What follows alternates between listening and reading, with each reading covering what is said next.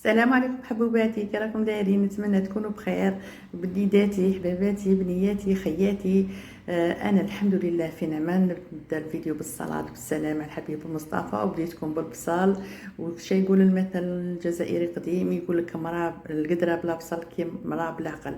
شوفوا اهميه البصل في الطبخ الجزائري. كما راكم تشوفوا حباباتي، نكي زوج حبات بصل كبار. وراكم راني نقي فيهم. زدت عليهم زوج فصوص ثوم. فاني الثوم هنايا ديري كميه اللي تحبي، اللي بغيت الثوم يزيد الثوم. درت زوج فصوص كبار.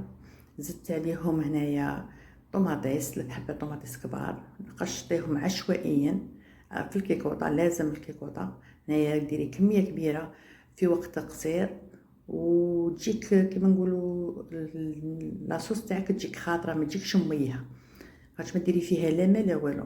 كما راكم تشوفوا قشرت البصل، قشرت الثوم، زدت الطوماطيس نقيتها مليح. كاش بوان نوار، كاش تجيها خامجه كلشي كيما تعرفوا. الطوماطيس ركوها ماش وقتها، راهي ضايعه بزاف. نقيها مليح مليح. زيدي عليها شويه زيت، الملح وفلفله حمراء. واللي مسموح لها طوماطيس مصبره او طوماط كونسيرفي تزيد كميه منها. احنا ماش مسموح لنا، معليش. درتهم على نار ناقصه وخليتهم يتقلاو، ما درت لا ماء لا والو. هنايا غادي نستعمل بيتزا فرينة لينات. شوفوا راني نقرا في المكونات ما صدت والو. المهم نولوا لوصفتنا. شوفوا هنا درت كاس حليب كاس ماء دافي، الخماره مغرف ونص، والسكر مغرف، وخليتهم يتفاعلوا. زدت عليهم ثلث كاس زيت. زدت عليهم الملح بياض، حبه بيض، والصفار خليته من بعد يجوني به. نحل بياض البيض ونخلط مليح هذوك المكونات حتى يمتزجوا لي. نزيد هنايا الفرينه غير بشويه.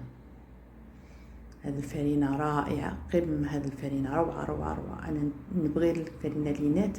شتا هي تجيني شويه غاليه، زعما تساعدنيش في المصروف تاعي، لكن منتو المخبوزه تاعها رائعين وما تغبنش في الخدمه. ما تلصق، ما تسيل، علامه ما شاء الله عليها.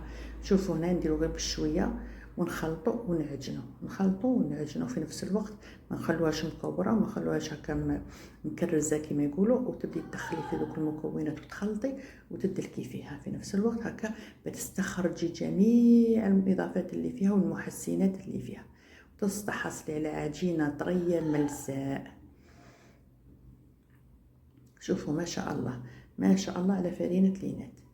كمل كيما هكا، نخدمها مليح ومن بعد غطيها وخليها تخمر. وتفكرت بلي ما درتلهاش لا ريفيو. زيدي هنايا على راس المغرف، ماشي نص مغرف، على راس مغرف، خميره الحلويات لا ريفيو، ودخليها. شوفوا ما شاء الله، تحسبي راكي تخدمي في الخبز العادي تاعنا، فيها العلك ما شاء الله عليها. دخلت هذيك الخماره مليح، ودرت فتيله زيت في يدي ودهنت العجينه وخليتها تخمر. درتها في مكان دافئ. من بعد واحد 5 دقائق ولا نصها خمرت لي، نهبط لها التخمير تاعها ونعاود نخليها تخمر المره الثانيه. وليت الكوكوطه تاعي، شوفي لاصوص تاعي، بصل طاب، الطوماطيس كوش طاب. دوك نديرهم في اشواط ونطحنهم. حرزي لا تكون فيهم لاصوص طرقولك الماء بزاف، ما ديرهمش اشوا تبهدل لك الحاله. ديري غير الخضره وخلي الماء اللي طابت فيه ولا اللي طاح منها خليه في الكيكوطه. من جاتك ناشفه كيما تاعي ديريها ديريكت في الاشوا وطحنيها، رديها في المقله. ومن بعد توزنيها، ديرها شويه فلفله حمراء، جاني اللون تاعها صفر، درت لها شويه فلفله حمراء وخلطتها ورديتها فوق النار. زدتها شويه فلفل، خليت الكركب وزوج مغارف زيت هكا باه تعطيني لمعه، وخليتها تنشف وكملت طيابها حتى تحصلت على صوص ثقيله. وراكم عارفين اللمسه الاخيره، لمسه الزيت راح كيهم ما بين يديك، وطفي النار وخلي لاصوص تاعك تبرد. نوجد السنيوه اللي نطيب فيها البيتزا تاعي. هنايا اللي عندك بابي دو كويسون ديري ورقه طهي، ديري ورقه طهي. ما عندكش ما ديريش، ديري شويه زيت. حليتها ما بين زوج بلاستيكات. ما بغيتش تحليها ديري غير فتيله فرينه وتحليها فرينه ما تلصقش معاك. غير انا بغيت ندير الفرينه درت البلاستيك. وانا نعطيكم ملاحظه خواتاتي، شوفوا اللي تبغي البيتزا ملحمه كما نقولوا حنا غليظه تغلظ العجينه، واللي ما تبغيهاش غليظه ترقق العجينه. حنا ما نبغوش المخبوزات الكسره ولا اي حاجه ما نبغوهاش معجنه، ما نبغوهاش غليظه فيها الباب ولا كما نقولوا حنا اصحاب الغرب الكلب، نبغوها رقيقه. على هذه انا البيتزا تاعي رققتها، وانتم لا تبغوها ملحمه وفيها الباب وتجيك غليظه هكا وشابه، ديريها غليظه. نبسط هذوك الدوائر اللي حليتهم وندير بلاستيكه كيما هكا، ونجيب كاس ونبدا نصنع في قعر في حفر فيها هكا قعرات كيما راكم تشوفوا حفر، نحلهم مليح مليح مليح ونزيد خليهم هكا بيدي بصباحتي نصنع هكا، نعطي هذيك الفورمه تاع باه ما تخمرليش وتولي لي في سطح واحد هكا. ونبدا نعمر في هذيك لاصوص اللي تكون بردت. هنايا ديروا كميه مليحه تاع لاصوص باه تجيكم كما نقولوا حنا ما تجيش ناشفه، تجيكم طريه بلاصوص. زدت هنايا فرماج، هنا ندير كل واحد يدير الفرماج اللي مسموح له قال لها عليه الطبيب. ما ديروش اي فرماج كما نقولوا لي ينباع برا عادي عشوائيا تشرو، لا الفرماج اللي في الجزائر يخدموه بالفارينه، ديروها في بالكم بالهضره. الفرماج في الجزائر يديروا فيه الفارينه قليل قليل، الفرماج يكون مخدوم بالمايزينا. لا شتي فرماج فيه العلامه ولا قالك عليه الطبيب كوليه.